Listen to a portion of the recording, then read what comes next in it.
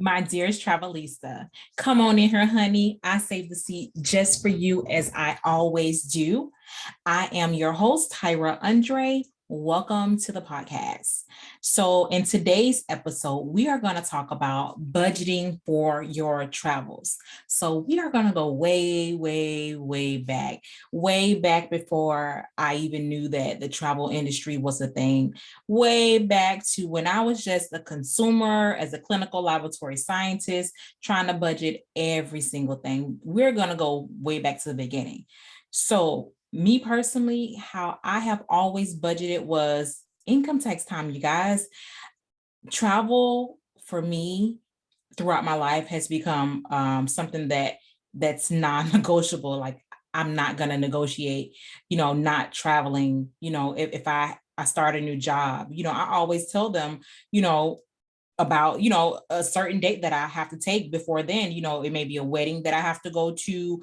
It could be anything that I have to go to, but before I officially start that job, they know of this specific date that I will not be able to be at that job if I am starting a new job. So like I said, maybe it's a wedding or family event, but it's something that's very important to me, and I let them know in advance. And I've never had a company not agree to let me be off on those days, especially if I've spoken with the person that hired me ahead of time. Before I even show up to work, they know those dates. So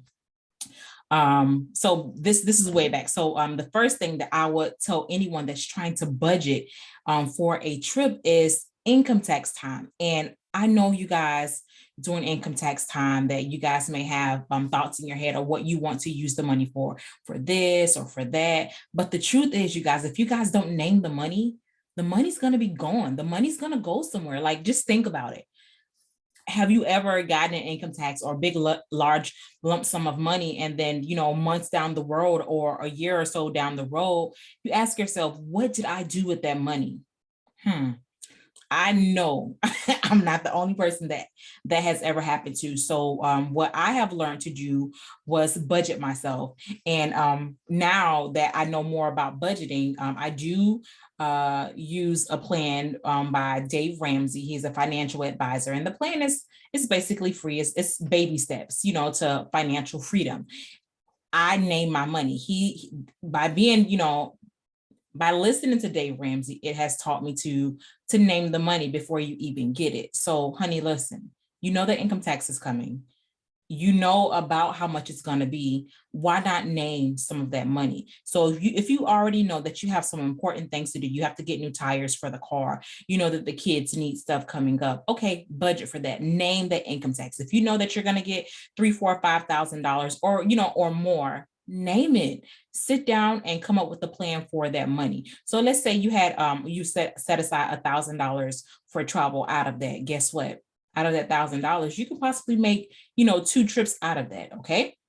And I'm going to show you guys, and I'm going to let you guys know how. So if it was only me and I had a $1,000 budget and I had 2 trips, the very first thing that I would do is jump over to Skyscanner. So with skyscanner.com, all you have to do is put the location that you're traveling from, where you want to travel to, and then click the button that says cheapest dates. If it were me, I'll go exactly where Skyscanner says that, the cheapest dates are. The cheapest dates are to travel.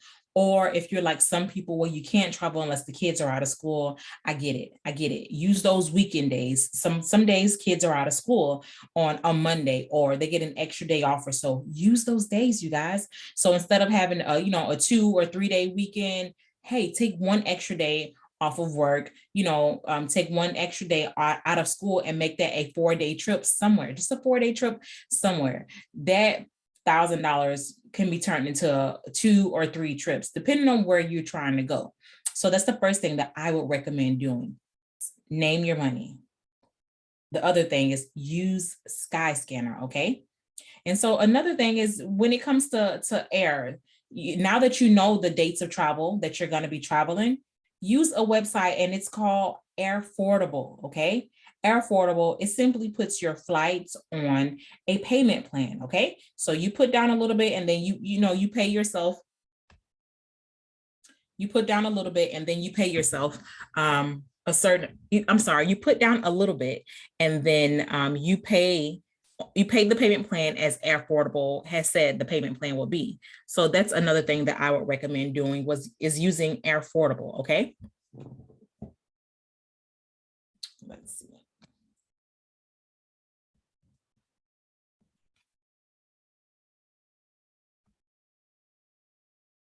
Air Affordable is amazing. Before I knew of the travel industry, Air Affordable, I can't say that it's fairly new, but that's a great option if you want to ever budget out your flight.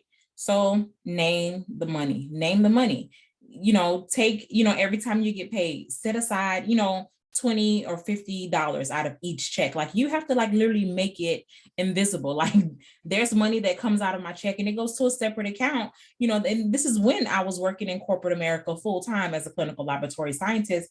I would have a separate travel account set up. You guys send $25, $30, $40, $50 to that account each and every time you get paid.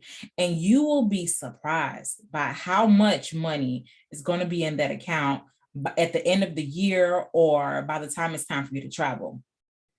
Something else that I would recommend when it comes to budgeting for travel is buy gift cards. So if you know that you're, let's say, going to Disney World, hey, listen, every now and then buy a Disney World gift card, or every single check, buy a $10 Disney World gift card, or it doesn't even have to be, a Disney World gift card. Buy a Visa gift card, like whatever it's going to do to help you save that money so that you don't actually spend it. Because we all know sometimes when we look into that account and that account is looking good in your head, you're like, oh, I can take this and do this. Don't do it, girl. Don't do it. Don't do it. Save it. You know what the money is for. The money is for traveling. So that's another thing. So when it comes to hotels, what I would do when it comes to saving and budgeting for hotels, look at the hotel that you want. And then just search around the hotel, the dates, and see if your dates match up perfectly. The cheapest dates to stay at that resort, if that matches up with the cheapest dates to travel, because guess what? It probably is.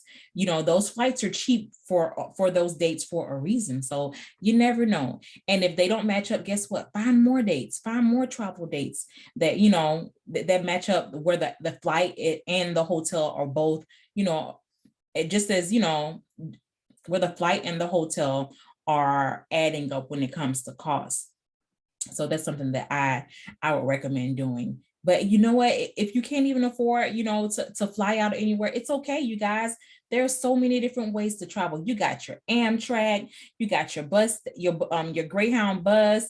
Like there's so many different ways to travel. You have, short flights here in the US. You could just fly from wherever you're going to your nearest city. It doesn't have to be a really expensive trip. You guys can do so much. So remember that, if you can't afford to travel clear across the world, don't feel bad. Okay.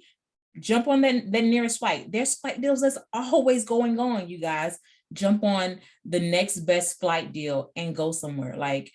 Go somewhere, okay? Spirit, I'm not sure how you guys feel about Spirit and Frontier, but they're always having great deals. And one of my biggest secrets with Spirit and Frontier is if you show up at the airport, this is in advance. Don't try to do this on the day of, because you probably won't get no tickets. But if you show up in advance to the airport and you check prices there at the airport counter, guess what? Those ticket prices are more than likely going to be way less expensive than what they're offering online. And it's because they're not charging all the extra taxes and fees that they're charging online. So that's another trick. Show up to the airport, okay? Show up to the airport and check ticket prices. I will randomly just go to the airport and check ticket prices because you never know. Our trip to New Orleans, round trip, it's $98, you guys.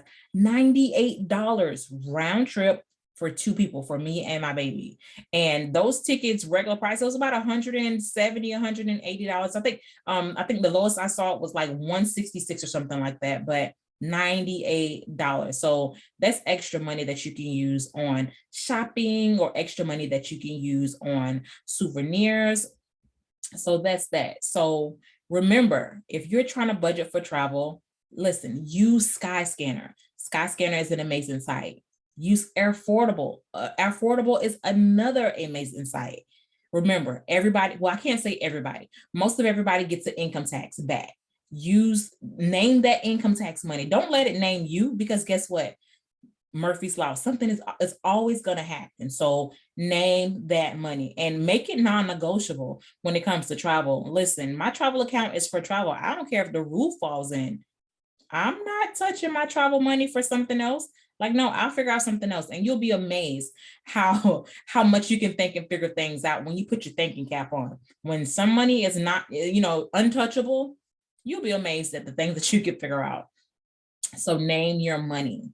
Don't forget, out of each and every check, put 10, 15, 20, $30 aside. If you have to buy gift cards, buy those gift cards, honey. Buy those Disney cards, buy those Visa gift cards. Do whatever it is that you need to do to make travel non-negotiable. Like, you just have to come to that conclusion that, if you love travel, that you're going to just make it happen. And listen, sometimes you just have to, I guess, make small, tiny sacrifices. And I'm not talking about not eating or not caring for, your family. Absolutely not. Like, come on, we spend $5, $6 at Starbucks each and every time we go. $6 at Starbucks 5 days a week, that's $30, right? Start making that coffee at home, honey. Make that coffee at home and take those $30 and put that into your travel account. It's so many small things that we, some of us do with our money that we can, take and stop doing and put towards, other places. Another thing for me was, I started just saving money and started cutting out stuff that I didn't really need. My cable bill, you guys, I think I finally got fed up. I think they tried to say they wanted me to pay $150 for cable and internet. And I've heard of cutting the cord, but I just never really, I don't know. I was afraid. I guess I will say that I was afraid. But once I finally realized how much money I could save, you guys, I only paid $54 for internet. And then I just watch all cable on the internet. And so there's a app called Philo, Philo. I pay about $18 per month for cable channels. And I just literally go to the app and I log on, and all of the channels that I want to watch, they're there. It's like a DVR as well. Everything is there. So think about doing that too. So I cut my cable bill in half. So guess what? That's $75. What am I going to do with it? I'm going to save that towards travel. So it's just like little tiny steps that you guys can take to save money when it comes to traveling. If you want to travel more, you just got to be, strategic when it comes to saving for travel. So that is my take on budgeting for your travels. If you guys have any additional questions, you guys already know that you can text me. Girl, text me at 813-GO1-FLY2 or 813-461-3592. That's the cell number that you can call me on also if you want to reach me when it comes to traveling. Oh, and your last option, book with a travel agency, okay? You guys already know that Mommy and We Travels is a fully accredited travel agency, and there's nothing that's travel related that we cannot book. We offer payment plans. So let's say you know that you can afford $100 per month. Okay, well, we could probably put you on a payment plan to meet that. So that's my last option that I can offer you guys. But just think about all of the many different places that you can go. When it comes to budgeting for travel does not have to be expensive, you guys. So just think about that. If you guys want any additional information, or if you have any additional questions, you guys know how to reach me. Until then, I'll talk to you soon. Bye.